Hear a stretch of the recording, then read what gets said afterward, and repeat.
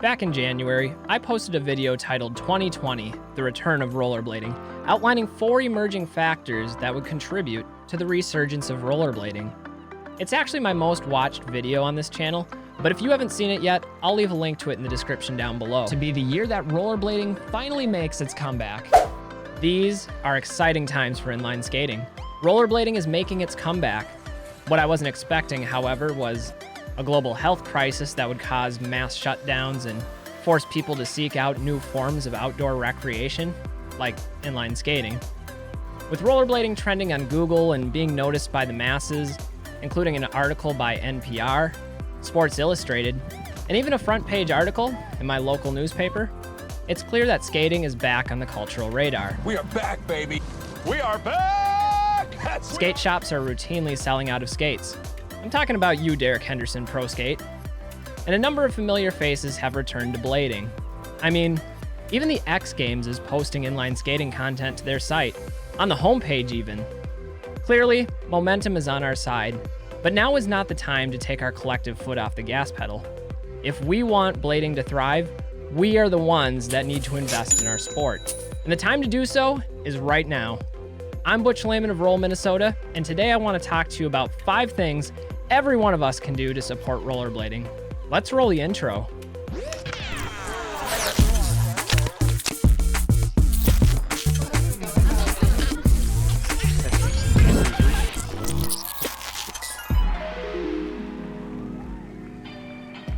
The first item on this list is pretty obvious, but as inline skaters, we have an obligation to support our professionals.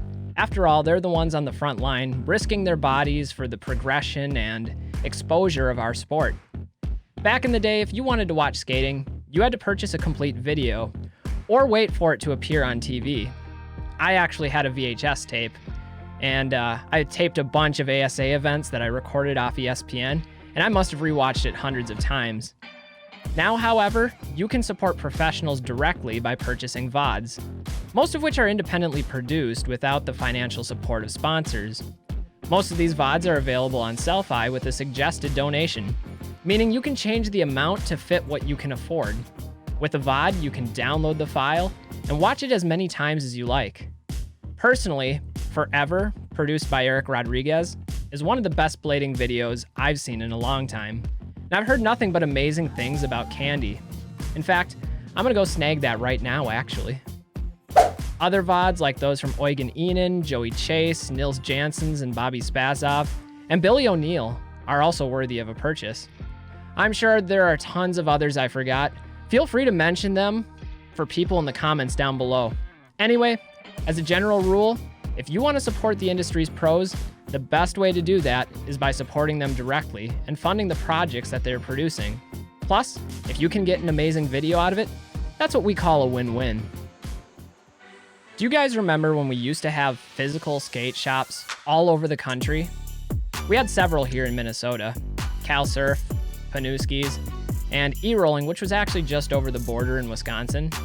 And all 3 of these skate shops used to sponsor local riders and donate products to our local competitions, but they're all gone now. With so few inline skate shops left, it is more important now than ever that we support them financially. Personally, I buy a new pair of skates every spring, even if I don't really need new skates yet. This year I picked up 2 pairs, a custom pair of Razor Navy SLs and a pair of Powerslide Next 110s, both from Long over at Oak City Skate Shop. I've reviewed both pairs of these skates on my channel, and so far I'm still loving them both. I'm about overdue for another pair of Razors though, if I could find some. If I had one! Sorry, lost the happy, but the happy's Now, back. you might not be able to afford new skates every year. I get that. There's no shame in conserving or buying used, but every purchase from a skate shop actually has a double or potential triple impact on the inline skating economy. You see, the skate manufacturers make money when their products are carried by skate shops. The skate shops make money when their inventory sells, and often a company's riders make a royalty when one of their products is purchased. Effectively, buying a pair of skates or a skate product then supports the industry on multiple levels. Here's a quick pro tip. I already mentioned that I buy a new pair of skates every spring. Well, what I like to do is keep 1 pair for backup and then donate my previous backup pair to younger, aspiring bladers that I meet. Over the last 20 years that I've been rollerblading, I've probably given away close to 10 to 15 pairs of skates.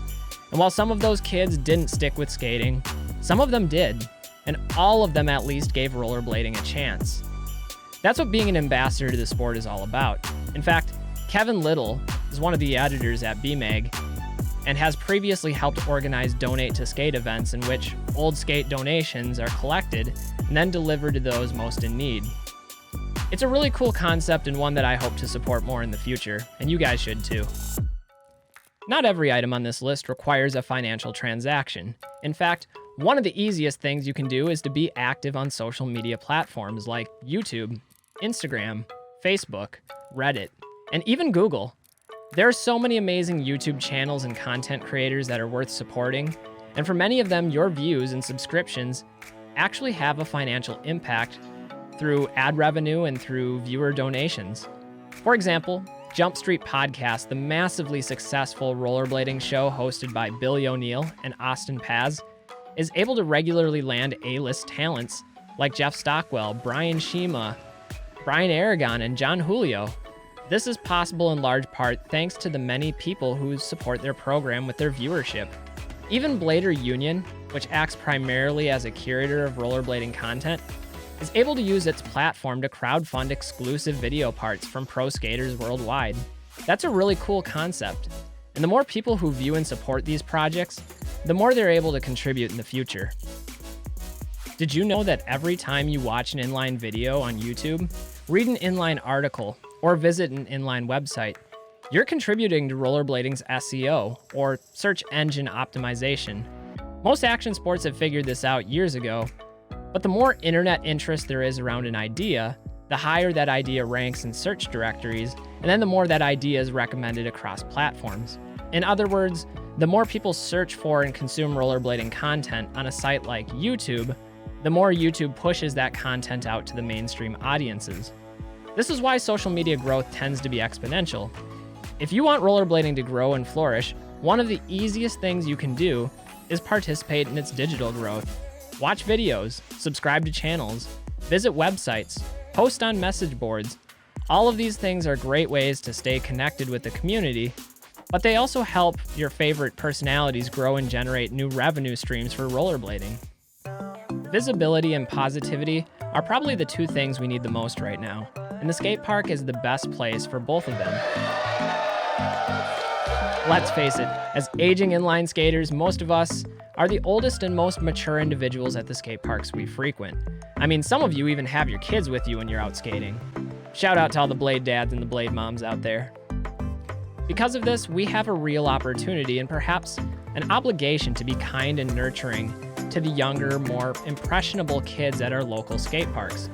Whether or not they rollerblade is irrelevant. It's about kids feeling respected and validated by their elders and giving them a reason to think positively about our sport. After all, when the dust settles, it's not our tricks that will define our sport to the outside audience, but our words and our actions, our culture as a sport. Think about it. Blessed to be a rollerblader. I love this culture. I love everybody. Good life. Now, I may be a bit biased since I'm a school teacher, but I love seeing kids get excited about learning a new trick or seeing a trick that they weren't expecting.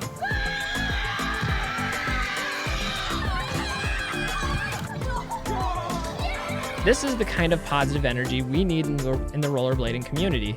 I'm sure many of you remember the animosity that existed between rollerblading and skateboarding when our sport was younger. Now we have a chance to break that cycle. While skate parks may be filled with young, inexperienced riders, that doesn't necessarily mean that they don't deserve to be treated with respect. Quite frankly, I love talking with aspiring riders of any sport at the skate park. And I'm always happy to see that they're out socializing with friends and engaging in a healthy, active lifestyle. And who knows, with so many blade dads and blade moms out there, maybe it's just a matter of time before our own kids pick up the torch, right? This is probably the easiest but most important item on this list. Skate with other people. I've said it before and I'll say it again, but the best part of rollerblading is the people. Skating is meant to be a social activity, and when people feel accepted and included in a group, the group grows, and so does the skill and commitment of its members. We started this channel 3 years ago with that very purpose in mind, to unite our community and give everybody an opportunity to session together and film videos and just have fun. Over the years, we've done some amazing things and met some amazing people. And it's these shared experiences that I'm most thankful for. I never thought I'd have the opportunity to demo with friends in front of large crowds, or travel to Woodward with hundreds of other bladers, or attend competitions across the country. And if it wasn't for my friends, these things never would have happened. I encourage you all to connect with your local community. Join or create a Facebook group, start a weekly session. Whether you're a seasoned pro or a beginner, your presence matters. Blading has matured too much to give in to the petty infighting and group exclusivity. We're all in this together, and the sooner we all figure that out, the better it will be for us all.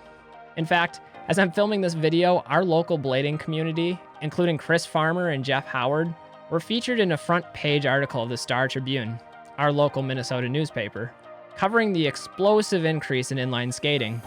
Our very own Mike Lafome and Shane McClay started a weekly Friday night skate. It's a big wheel session covering a 10-mile loop around downtown Minneapolis, but it regularly sees 30-plus people in attendance. There's no tricks, it's just fun, and something we all look forward to at the end of a work week.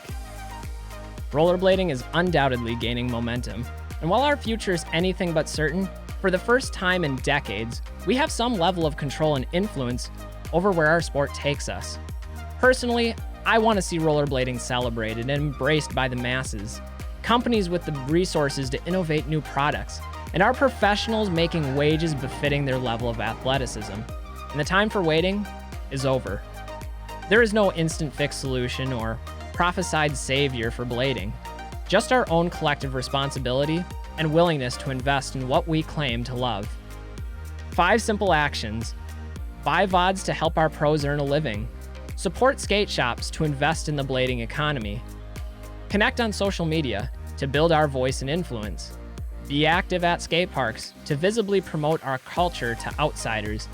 And skate with others to motivate each other to bigger and better opportunities.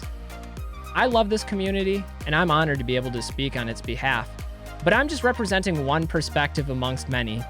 Let me know what your thoughts and opinions are in the comments down below. I can't pretend to know what the future is of rollerblading, but one thing that I do know is that it's an exciting time to be a rollerblader. I'm Butch Lehman of Roll, Minnesota, and until next time, remember to stay safe, stay healthy, and get out there and do some rollerblading. We'll see you guys next time. Peace, everybody.